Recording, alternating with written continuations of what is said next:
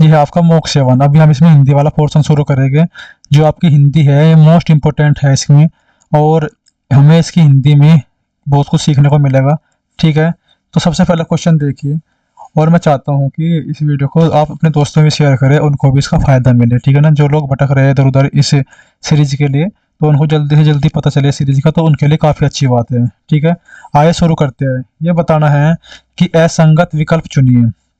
देखिए, हम ये बात पहले भी कर चुके हैं, मैंने पिछले 2-3 मौकों में आपको बताया भी है कि हम जो ये वर्ण होते हैं कहाँ से बोलते हैं हमें पता होना चाहिए। ठीक है ना, जैसे आपको कै वर्ग है, इसको कहाँ से बोलते हैं, कंठ से बोलते हैं। ठीक है ना, तो टै वर्ग है, इसको कहाँ से बोलते हैं, मूर्धा से बोलते हैं। ठीक है ना, तो यानी पता होना चाहिए हमें इनके बारे में।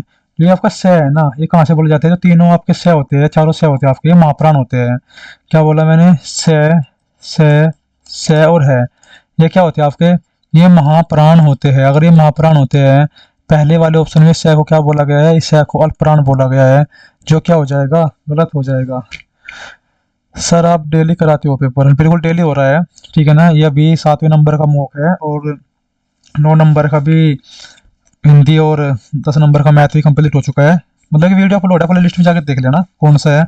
लेकिन अभी क्या है, अभी पहले पढ़ते हैं थोड़ा, इसकी बात बाद में करेंगे। ठीक है ना, आप थोड़ा ध्यान दीजिए। देखिए यहाँ पे मैंने क्या कहा आपको, जो से और है आपके, ये क्या होते हैं, महाप्राण होते हैं। इसमें क्या लिखा गया है, अल्पप्राण होते हैं। बस मैं थोड़ी सी आपको संवत्सर, अर्धसंवत्सर और विवर्त और अर्धविवर्त की जानकारी दे देता हूँ, जो आपके लिए मोस्ट इंपॉर्टेंट है, और आप भूल भी जाते होगे इन चीज़ों को। आइए देखिए कैसे करेंगे उसको। आपको पता है मुख आकृति के आधार पर स्वरों का वर्गीकरण करना हमें, तो कितने प्रकार का होता है मुख आकृति के आधार पर, 4 प्रकार का होता है। कितने प्रकार का होता है, 4 प्रकार का होता है। सबसे पहले हम बात करते हैं नंबर 1 संवर्त स्वर की। ये मोस्ट इंपोर्टेंट है, आए दिन आप भूल जाते हैं इनको, क्योंकि इनको याद करना मुश्किल होता है, बार बार प्रैक्टिस करने से ही ये याद रहते हैं। जो संवर्त स्वर है, इसके उच्चारण में कम मुख खुलता है। सबसे पहली बात क्या याद करेंगे, इसके उच्चारण में कम मुख खुलता है।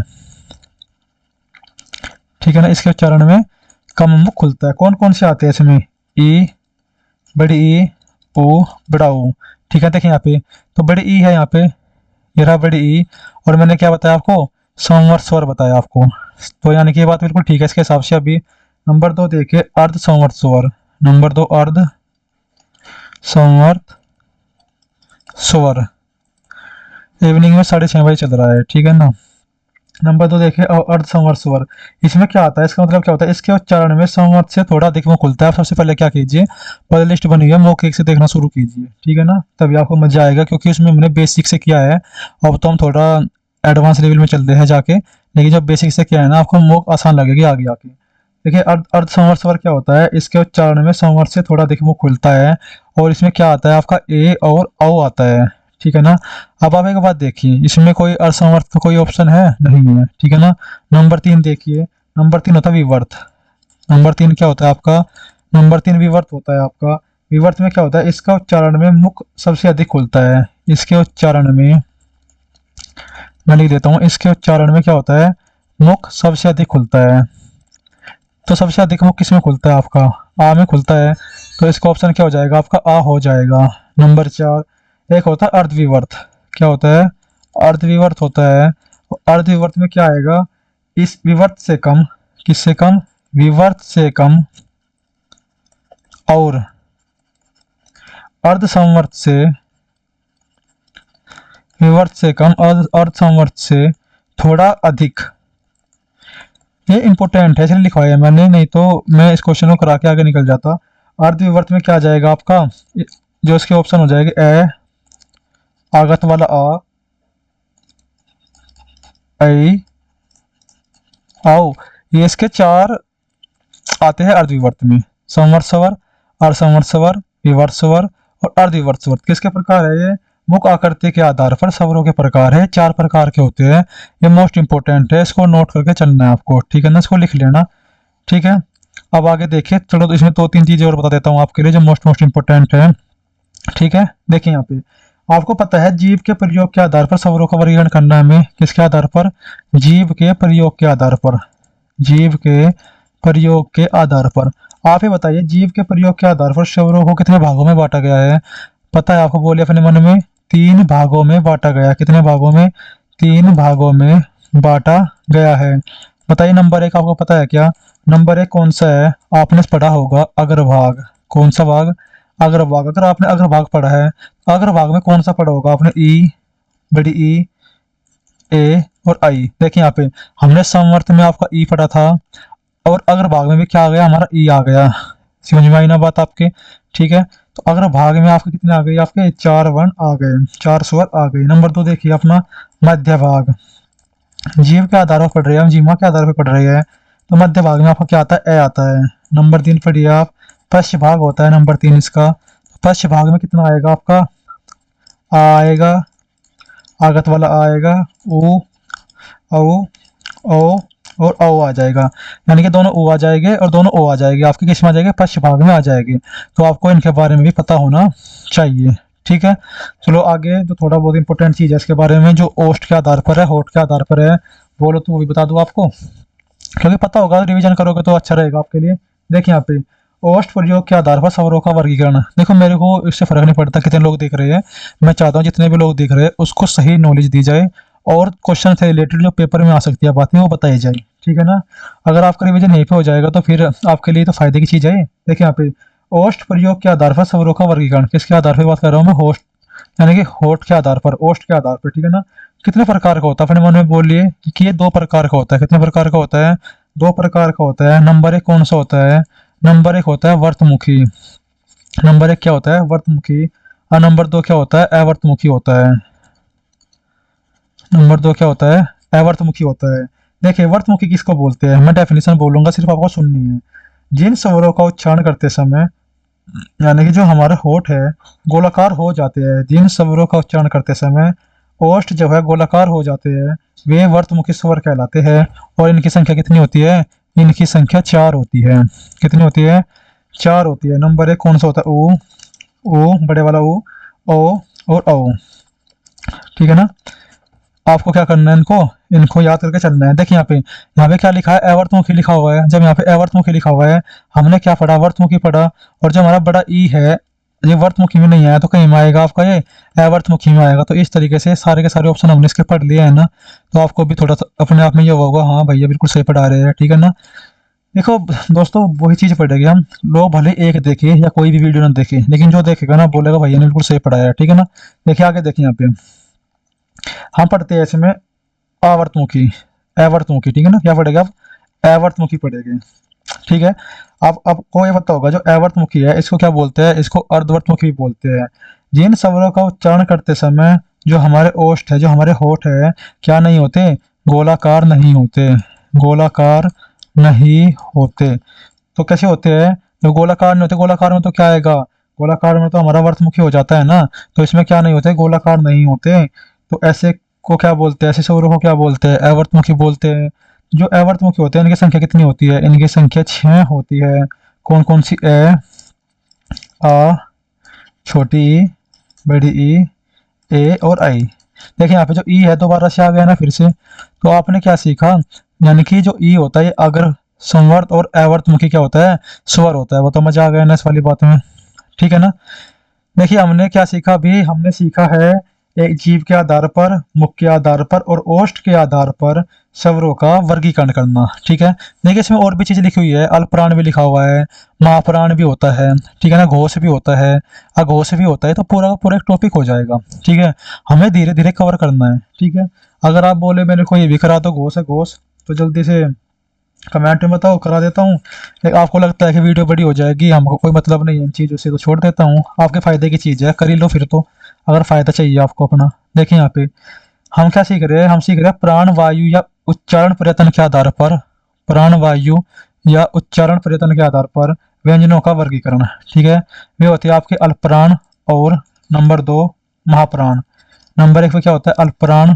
नंबर 2 पे क्या होता है? आपका महाप्राण होता है। देखिए अल्पप्राण क्या होता है? जिन व्यंजन वर्णों के, मैं आपको डेफिनेशन बोलूंगा, बस आपको सुनना है और उसके एग्जाम्पल नीचे लिखवा दूंगा। तो अल्पप्राण में जिन व्यंजन वर्णों के उच्चारण में श्वास वायु अल्प मात्रा में निकले उसे अल्पप्राण कहते हैं। प्रत्येक वर्ग का पहला, देखिए आपने वर्ग पढ़े होंगे, प्रत्येक वर्ग का पहला, तीसरा और पांचवा, क्या बोला मैंने? प्रत्येक वर्ग का पहला, तीसरा और पांचवा वर्ण क्या होता है? आपका अल्पप्राण होता है। और साथ में इसमें अंतस्थ व्यंजन, अंत्यस्थ व्यंजन कौन से होते हैं आपके? ये, रे, ले, वे। कौन से होते हैं? ये, रे, ले, वे अल्पप्राण होते हैं। इसमें है आकार ध्वनियां नहीं होती, यानी कि इसमें है नहीं होता, इसमें है आकार ध्वनियां नहीं होती। और प्लस में सभी स्वर, क्या बोला मैंने? सभी स्वर अल्पप्राण होते हैं। क्या होता है? सभी स्वर अल्पप्राण होते हैं। देखिए यहाँ पे मैंने किसकी बात करी? यह की। आपका यह क्या होता है? अंत्यस्थ व्यंजन होता है। और अंत्यस्थ व्यंजन क्या होता है? आपका अल्पप्राण होता है। तो यानी कि यह बात ठीक हो गई हमारी। बताओ, यह बात मजा आ गया ना पढ़ के? ठीक है, मैंने क्या कहा? सभी स्वर भी क्या होते हैं आपके? अल्पप्राण होते हैं। ठीक है, और साथ में पहला, तीसरा और पांचवा वर्ण। तो पहला, तीसरा, पांचवा वर्ण में कौन कौन होते हैं आपके? आपको पता होगा। आपका पहला वर्ग कौन सा होता है? क वर्ग होता है। दूसरा कौन सा होता है? आपका च वर्ग होता है। तीसरा वर्ग कौन सा होता है? आपका ट वर्ग होता है। चौथा कौन सा होता है? आपका त वर्ग होता है। और पांचवा क्या होता है? आपका प वर्ग होता है। बताओ, अच्छा लग रहा है ना? पता है ना इन चीजों को आपको? अगर आपने पढ़ा है तो अल्पप्राण कौन कौन सा वर्ग होगा? पहला, तीसरा, पांचवा। तो जरा लिख दो उनके नाम भी, कौन कौन आएगा इसमें? क, ये, सॉरी अभी थोड़ा पेन अच्छा नहीं चल रहा है, लिखने का प्रयास कर रहा हूँ साफ साफ, लेकिन वीडियो भी कम टाइम में खत्म करना है और आपको सिखाना भी है, तो इस वजह से देखिए यहाँ पे ट, यहाँ पे जो ड आएगा दोनों आएंगे, यहाँ पे एक नीचे वाली बिंदी वाला भी आएगा और ये वाला भी आएगा। ठीक है ना? न, और तय तय के साथ क्या आएगा? आपका तय आएगा, द आएगा और न आएगा, और साथ में क्या आएगा? प, ब, मैं। देखिए इन्हें कितने हो गए? इन क्वेश्चन में पूछा जाता है पेपर में कि ये बताइए कि इनकी कितनी संख्या आती है। ये बोला जाता है कि अल्पप्राण कितने होते हैं। आप सोचोगे 30 होते हैं, क्योंकि आप पूरा जोड़ लगा लोगे और 30 तक काउंट करके आओगे, लेकिन जो ये वाला एक्स्ट्रा डे है ना, जिसमें नीचे नुक्ता लगा हुआ है, आप इसको काउंट नहीं करोगे। ये इतना इंपॉर्टेंट है, तो इसको भी काउंट करना है। 30 और 31 होते हैं, तो काउंट कर ले, 31 होते हैं कि ज्यादा होते हैं। साथ में देखो 5 दूनी 10, सॉरी 3 दूनी 6, 3 तीनों 3 चौबा, 3 पंजे 15 और 1 16। 16 तो आपकी ये हो गई। फिर मैंने क्या कहा आपको? अंत्यस्थ व्यंजन कौन कौन से? ये, रे, ले, वे। ठीक है ना? ये, रे, ले, वे। 16 और 4 कितने हो गए? 20 हो गई। और फिर साथ में मैंने बोला आपको सभी स्वर। जब सभी स्वर इसमें आएंगे तो कितने हो जाएंगे? 20 प्लस 11।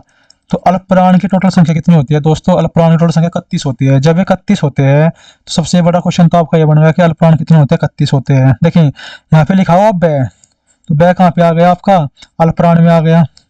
तो अल्पप्राण का क्वेश्चन भी हो गया, ये क्वेश्चन भी हो गया। ठीक है ना? और हमारा ई वाला भी पूरा पोर्शन हो गया। ठीक है, जो ये स है, देखिए यहाँ पे जो स है, मैंने क्या बताया था आपको शुरू में? ये महाप्राण होता है। देखिए यहाँ पे अल्पप्राण में कहीं आया? मैंने कहीं पढ़ाया आपको? अल्पप्राण में नहीं पढ़ाया ना, तो इस वजह से जो ये स है, ये अल्पप्राण नहीं होता है। क्या होगा? महाप्राण होगा। वो तो अल्पप्राण वाला पोर्शन खत्म हो गया ना पूरा का पूरा। आए सीखता भी महाप्राण।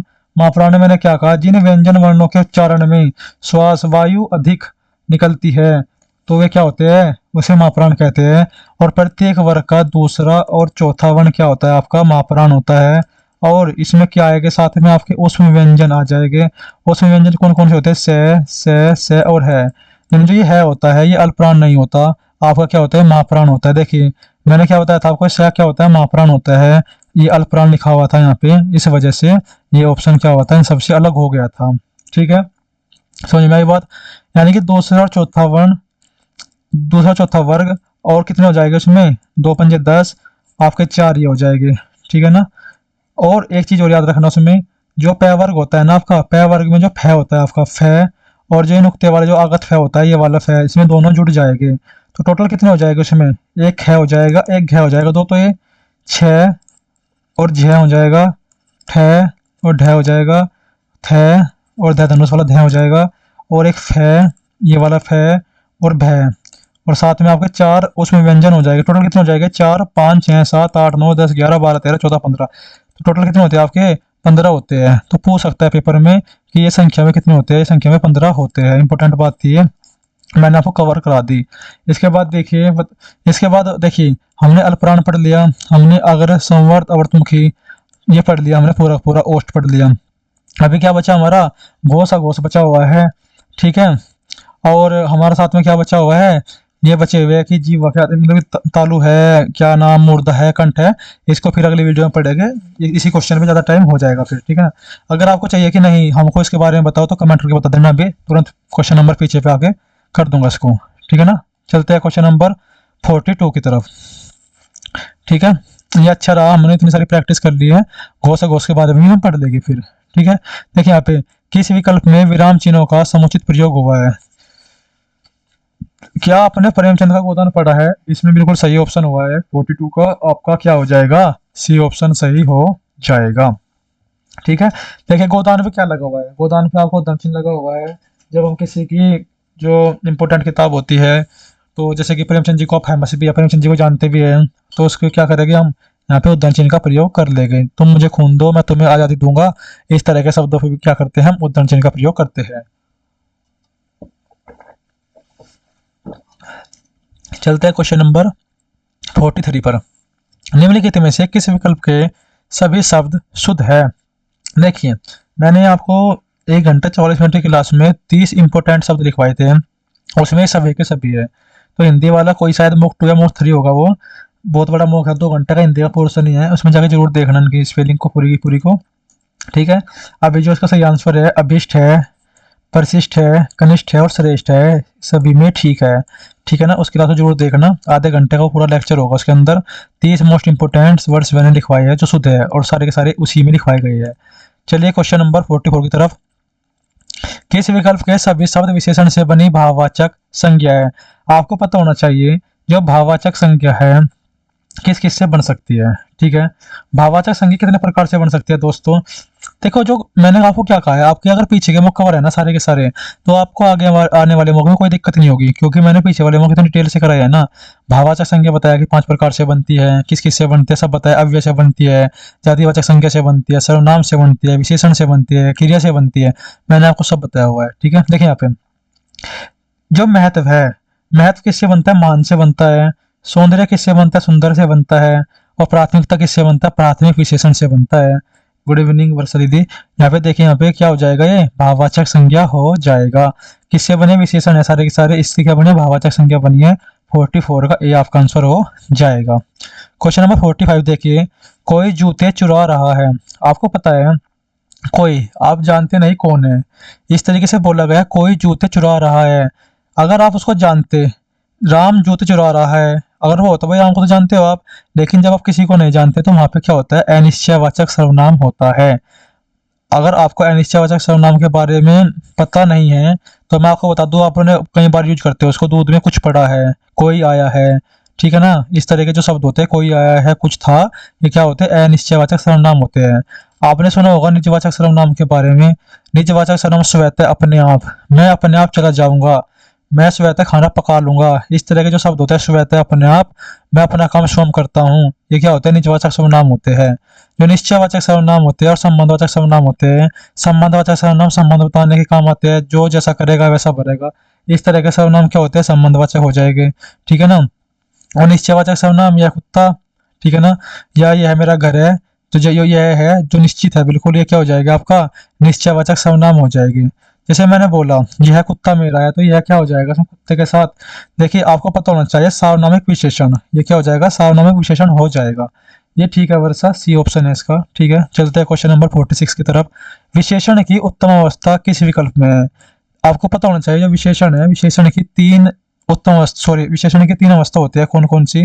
एक होती है इसकी कली, कली के मुख में होता पूरक, बुराई, सामान्य, उत्तर और उत्तम। सामान्य में क्या होते हैं, जिसकी हम कोई मतलब की तुलना नहीं करते ना तारीफ करते, बिल्कुल नॉर्मल बात करते हैं, उसको बोलते हैं सामान्य। उत्तर में क्या होता है, एक दूसरे की तुलना करते हैं, 2 व्यक्ति की आपस में तुलना करते हैं, उसको बोलते हैं उत्तर।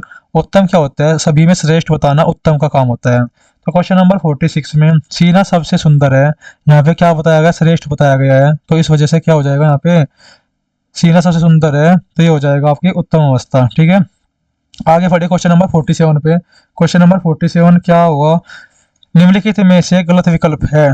देखिए यहाँ पे सब आपको पता होगा, सकर्मक क्रिया, अकर्मक क्रिया, पूर्वकालिक क्रिया, और मैंने नाम धातु क्रिया, तमाम क्रियाएं आपको पढ़ाई है मौके में। ठीक है ना, तो आपको इनकी प्रैक्टिस करनी है। क्वेश्चन नंबर 47, वह चतुर निकला, तो गलत विकल्प देखो, चतुर क्या है, चतुर तो एक विशेषण है, और यहाँ पे सकर्मक क्रिया के लिए क्या यूज होता है, सकर्मक क्रिया के लिए उसमें कर्म का होना आवश्यक होता है, तो इस वजह से क्या हो जाएगा, ये आपका गलत हो जाएगा। वह कॉलेज से आकर सो गया, आया और फिर सो गया, तो आकर क्या हो जाएगी आपकी पूर्वकालिक क्रिया हो जाएगी।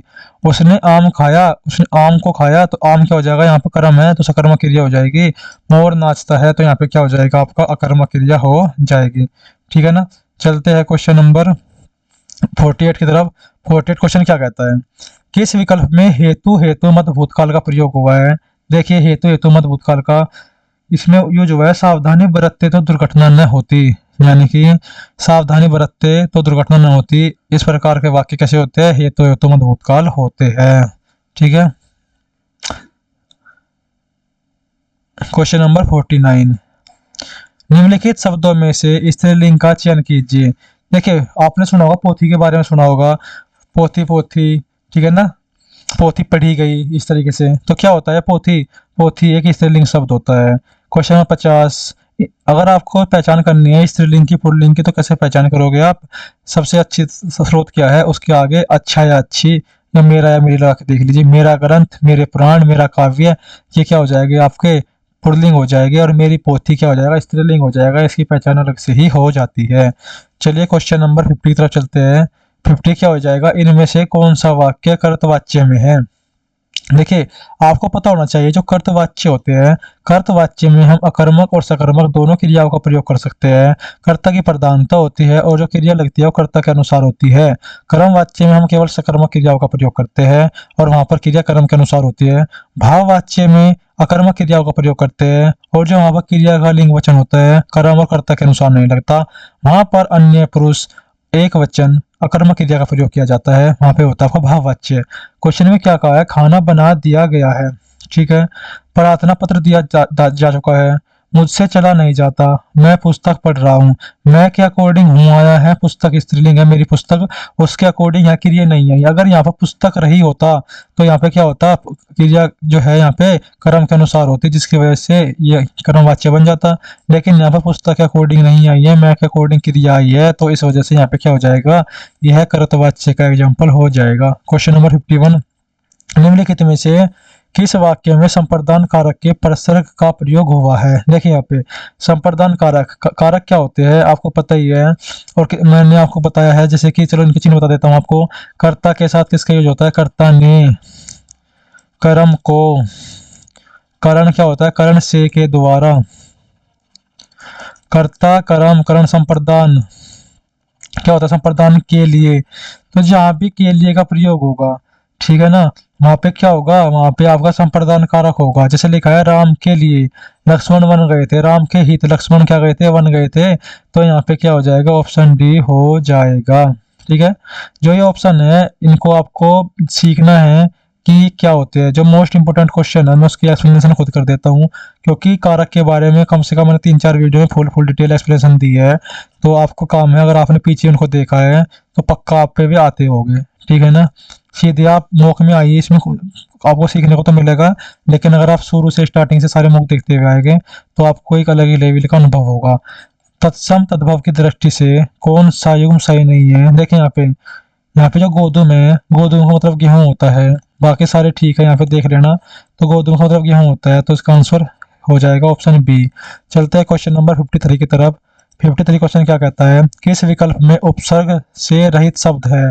देखिए वैसे तो आप सारे ऑप्शन देखोगे, काल में ए जुड़ा हुआ है, थल में ए जुड़ा हुआ है, पढ़ में ए, ठीक है ना, दुस प्लस साहस, दुस प्लस क्रम, दुस प्लस चिंता, को प्लस ठोर, को प्लस पुत्र, को प्लस घड़ी, परा प्लस जय, परा प्लस भाव, और फिर आप देखोगे परा प्लस आयन। ठीक है ना। लेकिन फिर भी वैसे तो यहाँ पर देखने में सारे ठीक लग रहे हैं, लेकिन फिर भी अगर आपको गलती देखनी है तो यहाँ पर जो परायण है आपको इसमें गलती दिख जाएगी। जो परायण है, परायण एक मूल शब्द है, इसमें हमें ये बिल्कुल अगर हम देखें इसमें ये उपसर्ग रहित बन सकता है। ठीक है। वैसे तो आप देखोगे 4 ऑप्शन सही लगेगा आपको, लेकिन अगर फिर भी नहीं ऑप्शन से आपको ढूंढना है तो यहाँ पे परायण को पकड़ लीजिए। जो परायण है यहाँ पे एक तरीके से मूल शब्द है। ठीक है ना। बाकी में क्या है, उपसर्ग है। आइए चलते क्वेश्चन नंबर 54 की तरफ। किस विकल्प में परस्पर विलोम शब्द है। देखिए यहाँ पे विलोम शब्द की बात कर रहे हैं हम क्वेश्चन नंबर 54 में। इहलोक का क्या होता है, परलोक होता है, आपका सही आंसर हो जाएगा। क्वेश्चन नंबर 55, इनमें से किस विकल्प में दिए गए शब्द परस्पर पर्यायवाची नहीं है। ठीक है। तो परस्पर पर्यायवाची नहीं है, देखो यहाँ पे अगर आपको सारे ऑप्शन भी नहीं पता है, आपको पता होगा जीवा माने जीव होती है, अक्सी माने आंख होती है, तो इस वजह से क्या हो जाएगा, ये ऑप्शन आपका सही हो जाएगा। बाकी क्या एक दूसरे के पर्यायवाची है, तो आपको इनको याद करके चलना है। हरकत का अनेकार्थक शब्द समूह है। Question number 56। हरकत माने क्या होता है, गति होता है, चेष्टा होता है। सही आंसर क्या हो जाएगा, 56 डी हो जाएगा। 57।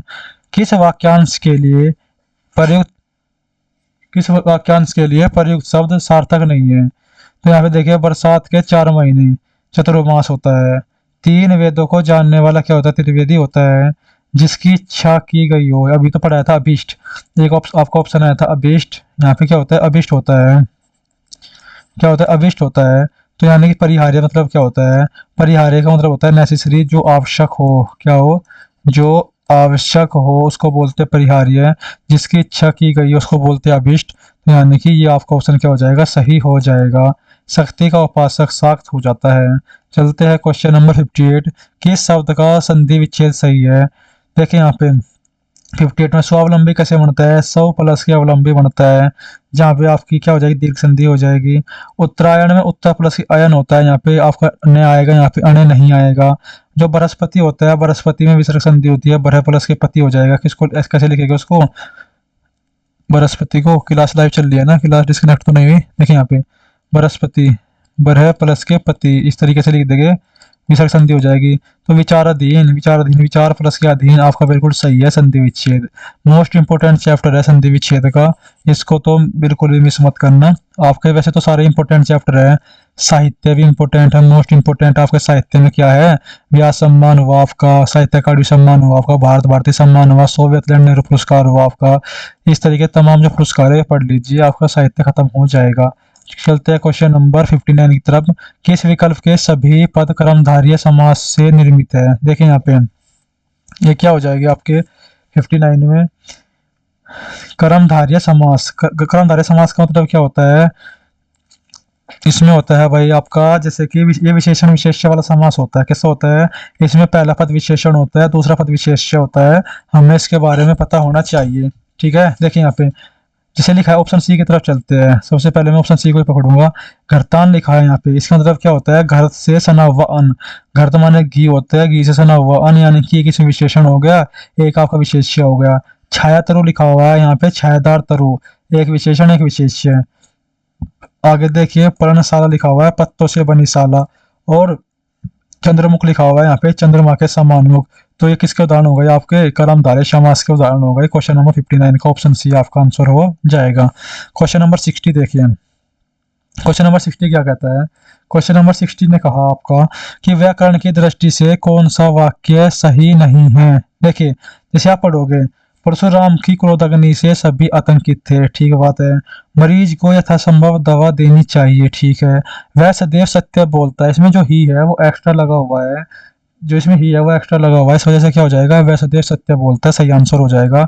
मैंने गुरुजी के दर्शन किए, यानी कि ऑप्शन सी क्या हो जाएगा, सही नहीं है। मेरे दोस्तों क्लास में आप जुड़े रहिए। देखिए जो क्लास देखेगा उसका फायदा है, ठीक है। क्लास तो सभी ले रहे हैं, लेकिन हम कम टाइम में मोस्ट इंपोर्टेंट बातें करते हैं और पढ़कर निकल जाते हैं शांति से चुपचाप, ठीक है ना। ये आपके फायदे की चीज है। क्वेश्चन नंबर 61, कवि बिहारी मुख्यतः किस रस के कवि थे। कवि बिहारी मुख्यतः श्रृंगार रस के कवि थे। किस रस के कवि थे, श्रृंगार रस के कवि थे।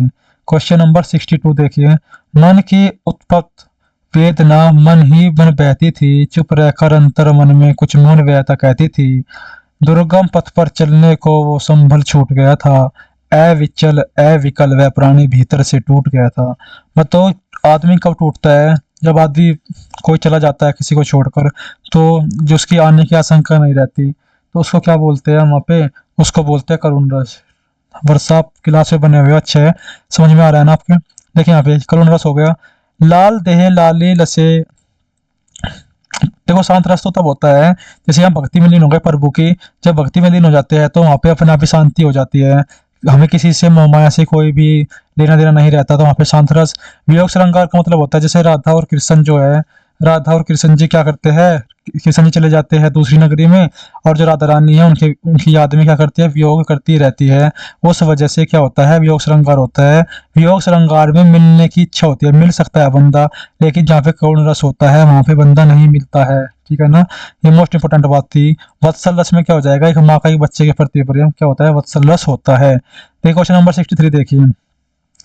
देखिए हमने क्वेश्चन नंबर 63 का जो ये ऑप्शन है ना, सोठा, दोहा, बरवे, चौपाई, हमने सारे डिस्कस किए हुए हैं पिछले मौकों में, ठीक है। आज इसका बस मात्राओं को पढ़ेंगे और सीधा इसका आंसर लगाएंगे, ठीक है ना। देखते हैं। लाल देह, सबसे पहले आपको पता होना चाहिए यहाँ पे आ है, आ में कितनी मात्रा होती है, दो, उसको ऐसा आकार में लिखते हैं यहाँ पे। फिर यहाँ पे एक हो जाएगा, इसमें दो मात्रा हो जाएगी, इसमें एक। तो मात्रा पता है आपको, लिखनी आती है ना, पे मात्रा सारी की सारी। यहाँ पे दो मात्रा, यहाँ पे दो मात्रा, यहाँ पे एक, यहाँ पे दो। पढ़िए कितनी मात्रा हो गई, दो और एक तीन और दो पांच और दो सात, आठ, आठ और दो 10, 11 और दो 13, 13 मात्रा इसमें हो गई। कितनी हो गई, 13 मात्रा हो गई। ए में एक, रू में एक, ध में एक, री में एक, लाल में दो और एक, लंगूर में कितनी हो जाएगी आपकी, यहाँ पे हो जाएगा, अनुस्वार है दो और यहाँ पे दो हो जाएगा, यहाँ पे कितना हो जाएगा, एक हो जाएगा।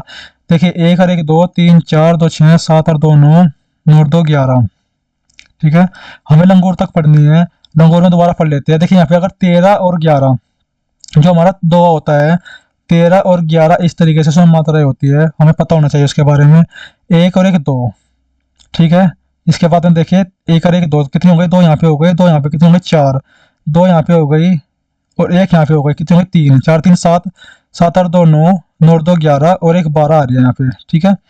अब भी आगे पढ़ के देखते हैं, वज्र में पढ़ के देखते हैं कितनी हो जाएगी यहाँ पे, दो और एक, यहाँ पे कितनी हो जाएगी, दो एक दो एक एक, इस तरीके से मात्रा हो जाएगी, एक एक एक, और यहाँ पे एक एक एक एक एक एक और एक एक दो एक। इस तरीके से अगर मान लीजिए हमारे शुरू की मात्रा में कभी कभी क्या होता है, जो मात्राएं होती है उसमें अगर कोई क्वेश्चन गलती लिखा हुआ है या कोई भी मतलब कि इसमें मात्रा गलती दी गई है, तो मात्रा तो ज्यादा आ सकती है, कम आ सकती है।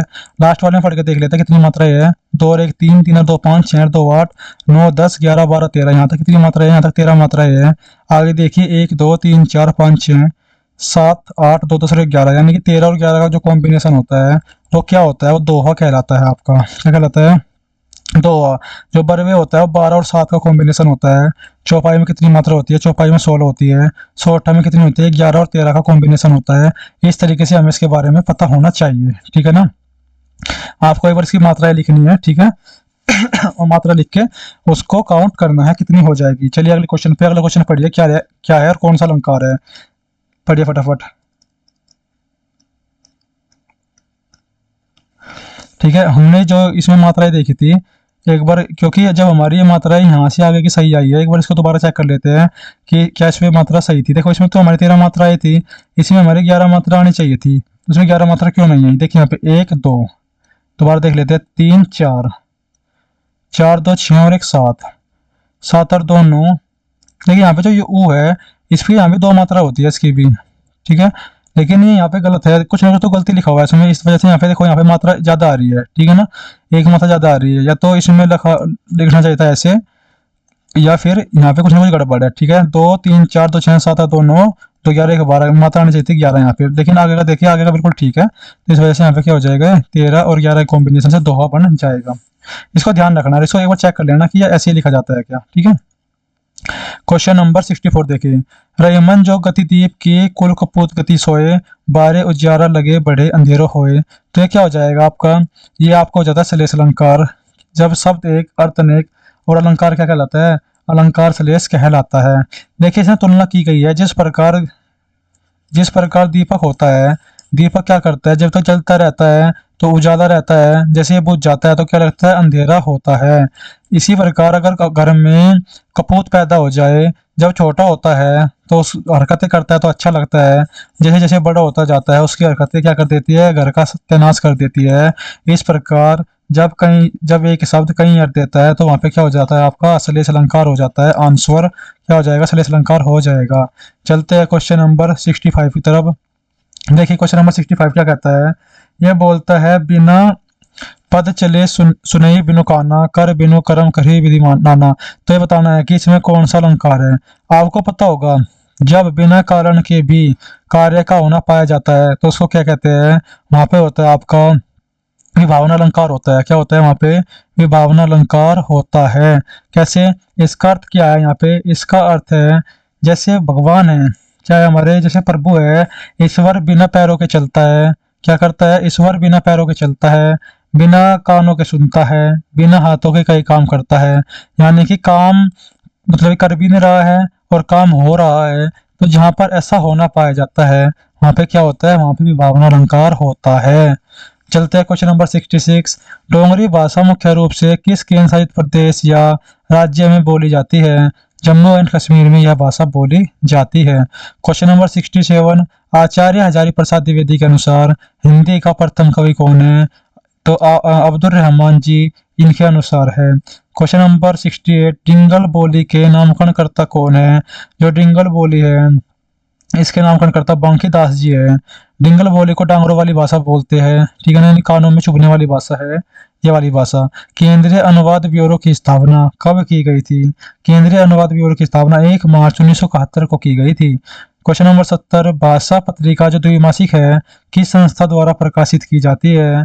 केंद्रीय हिंदी संस्थान ऑप्शन नंबर 1 के द्वारा प्रकाशित की जाती है। Question number 71।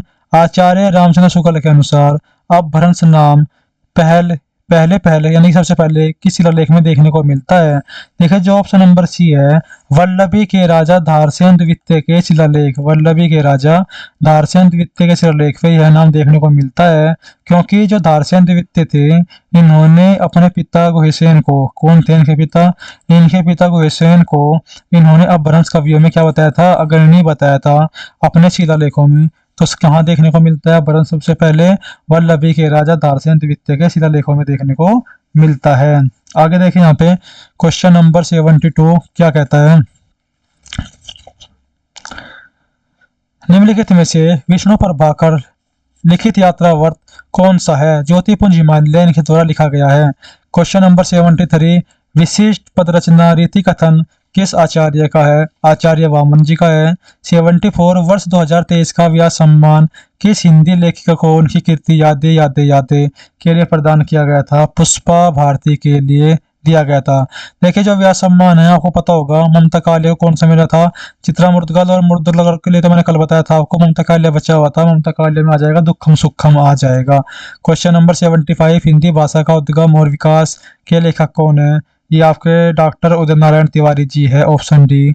जहां न पहुंचे रवि वहां पहुंचे कवि में कौन सा वाक्य है? देखिए यहाँ पे जो लिखा है ना, यहाँ पे जहां न पहुंचे रवि, क्या बोला मैंने? जहां न पहुंचे रवि वहां पहुंचे कवि में कौन सा वाक्य है? यहाँ पे क्रिया विशेषण उपवाक्य है। क्या है यहाँ पे? क्रिया विशेषण उपवाक्य है। ठीक है, चलते हैं क्वेश्चन नंबर 77। सबसे इंपॉर्टेंट क्वेश्चन आ गया। तीसरा विश्व हिंदी सम्मेलन कहाँ आयोजित किया गया था, कहाँ किया गया था? आपको पता है पहला कहाँ किया गया था? नागपुर में किया गया था। दूसरा कहाँ किया गया था आपको?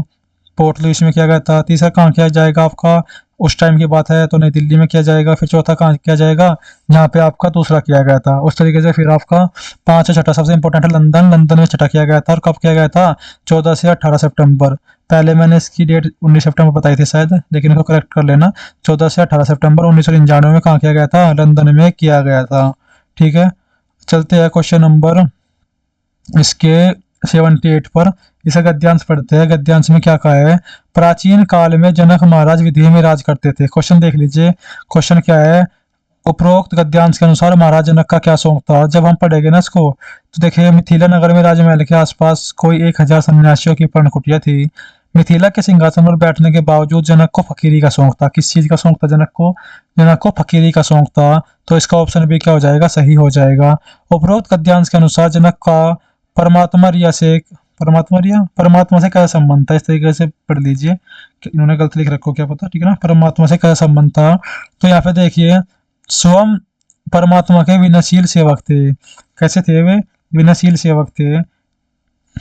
विनयशील का मतलब क्या होता है? विनम्र होता है, जो आपका ऑप्शन दिख जाएगा डी। यानी कि परमात्मा के कैसे सेवक थे वे? विनम्र सेवक थे। चलते हैं क्वेश्चन नंबर 80 की तरफ। सब कुछ करने के बाद भी राजा जनक किस कार्य में लिप्त नहीं होते थे? तो देखते हैं इसका ऑप्शन क्या है। क्योंकि यहाँ पे संसारिक क्योंकि यहाँ पे क्या है? संसारिक कार्यों की बात कर रहा है। तो इसमें क्वेश्चन में कहीं लिखा होगा कि वे कभी भी संसारिक कार्यों में लिप्त नहीं होते थे। इसका सही आंसर हो जाएगा। देखिए दोस्तों हमने मॉक 7 पूरा कंप्लीट कर लिया है। बस जो 4-5 क्वेश्चन बचे हुए जीके के बचे हुए हैं, आइए उनको भी एक बार देख लेते हैं इसी वीडियो में।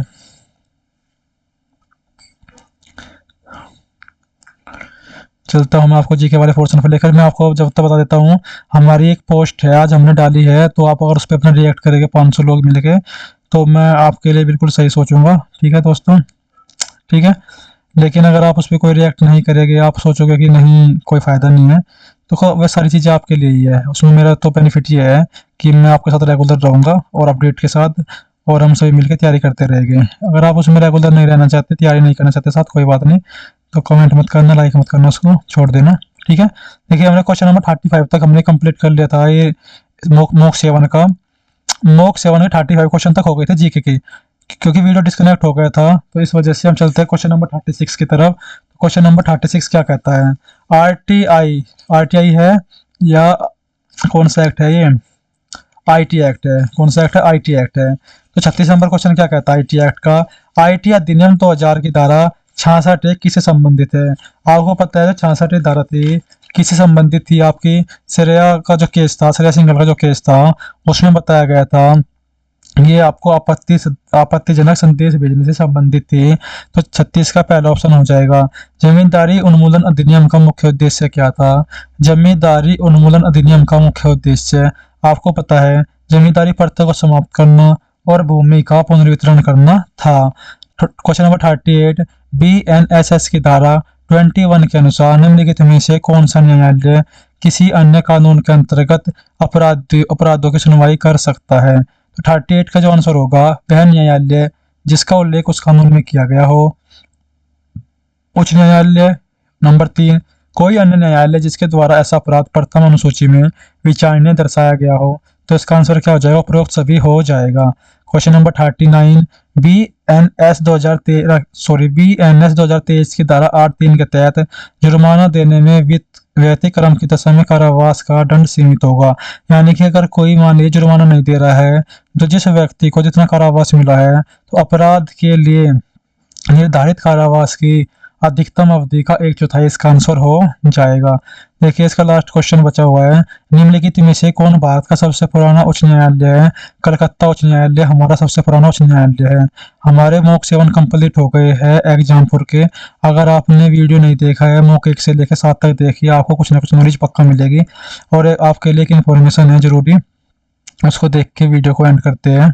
ठीक है, उसको देख